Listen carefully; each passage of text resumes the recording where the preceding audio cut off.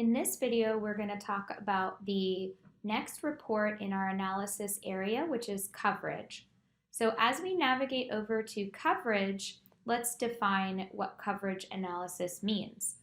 Typically, when you're talking about coverage reports, you're talking about your test cases, or in the sense of qTest, your test runs that are covered against your requirements. So there are many different ways to talk about requirements depending on if you're using an ALM system or if you're using an agile methodology. So in this video, we'll keep requirements as a vague definition, and you can use your own when thinking about your coverage reports. In this first block here, the coverage report is showing what's called a heat map. And a heat map quite simply means that the larger the box, the more coverage you have. The smaller the box, the less coverage you have. If the box is very, very red and looks very dangerous, then you probably have a lot of failures. If the box looks very, very green and a quite dark green, then you have a lot of passes.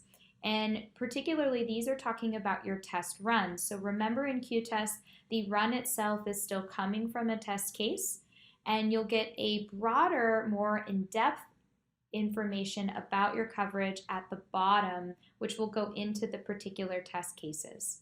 So if I want to say that I look at this Gen-1 here, and that is my requirement name, and there are 12 test runs and 3 have failed, but I want to know how many test cases out of those runs that were failed. I would scroll down and I would be able to find that particular requirement.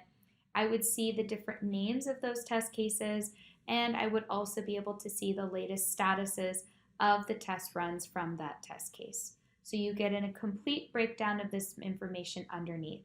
Again, because these are analysis reports, I don't have to build these out myself. These come standard when you open Insights. We have also covered in a previous video the information about your filter, which will allow you to change where the information comes from. So here in my coverage report, I'm only looking at information from one project in qTest, but if I'd like to look at information from multiple projects, I can do that as well. Next, we have the run results based on your requirements. So from the requirements that we've tested and the different runs that we have linked to those requirements, these are the results that we have. I can hover and interact on each of these charts. I also have the ability to do something else that we have not talked about yet in our videos, which are the ability to click and have a drill down on the information from my chart. So let's say that I only care about the runs that have failed.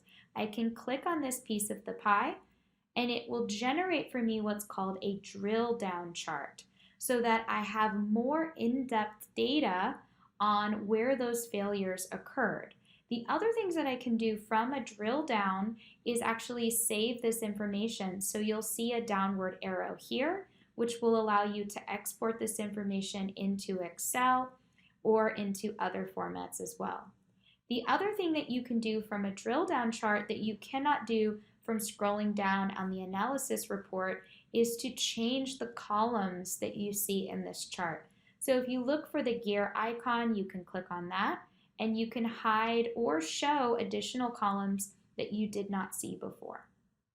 As I go back here, back to the coverage chart, then I can go into my report gallery, and I can click on my coverage analysis once more, and it will take me back to the chart again for me to interact with either my heat map or pie graph, or look at the additional information from this chart.